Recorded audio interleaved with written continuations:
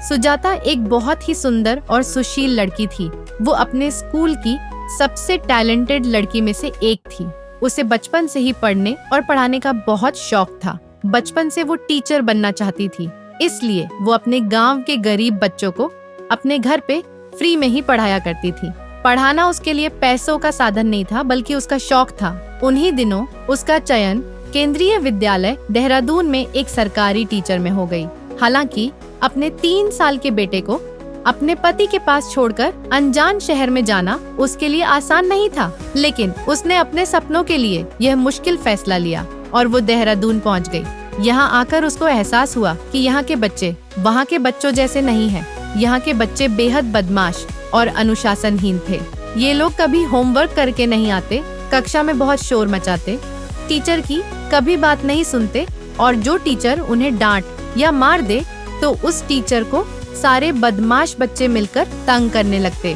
कभी उनके गाड़ी का हवा निकाल देते तो कभी उनका सामान छुपा देते। सुजाता इस नए जगह पे आ तो गई थी, लेकिन ऐसे बच्चों से वो बहुत ज्यादा परेशान हो गई थी। सुजाता के कई बार समझाने के बाद भी जब वो बच्चे नहीं सुधरे तो सुजाता ने सख्ती दिखानी शुरू की। एक दिन जब एक बच्चा क्लास में ज्यादा शरारत करने लगा तो सुजाता ने उसे डांट दिया। दूसरे बच्चे ने होमवर्क नहीं किया था। सुजाता ने उसे भी सख्ती से डांट कर समझाया, लेकिन उसकी इस सख्ती का असर बच्चों पे कम और उनके माता पिता पर ज्यादा पड़ा। बच्चों ने घर जाकर शिकायत की, मैम ने हमें बहुत डांटा और मारा भी। अगले ही दिन गुस्साए माता पिता स्कूल में आकर प्रिंसिपल से सुजाता मैम की शिकायत कर दी। सभी अभिभावकों का कहना था, सुजाता मैम ने मेरे बच्चों को क्यों डांटा? उनको अगर पढ़ाना नहीं आता है तो वो यहाँ से चली जाएं।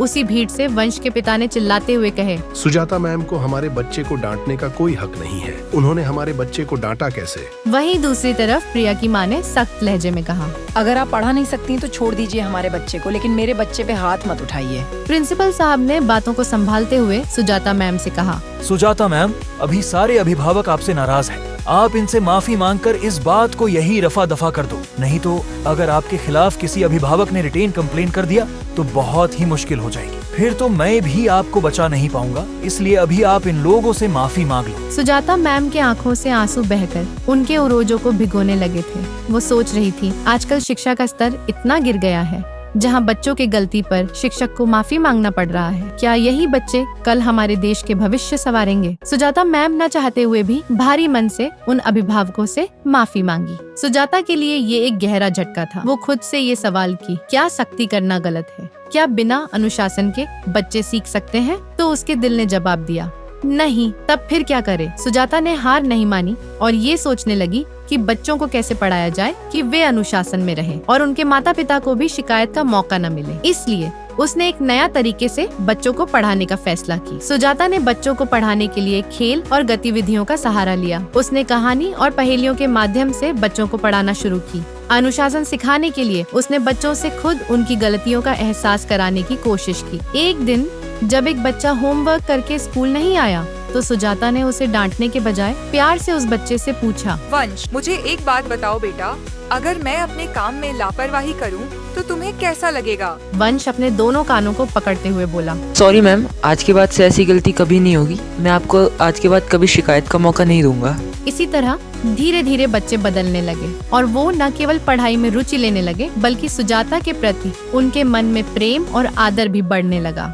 सुजाता कुछ ही दिनों में पूरे स्कूल की चहेती टीचर बन गई। जब अभिभावकों ने देखा कि उनके बच्चे न केवल पढ़ाई में बल्कि उनके व्यवहार में भी बहुत सुधार आया है, तो वे लोग एक दिन स्कूल में सुजाता से मिलने आए। सभी ने सुजाता से हाथ जोड़कर माफी मांगी। उनमें से प्रिया की माँ ने हाथ जोड़ते हुए सुजाता मैम से कहा, मैम, हम लोगों को आप माफ कर दो। हम लोग अपने किए पे बहुत शर्मिंदा है।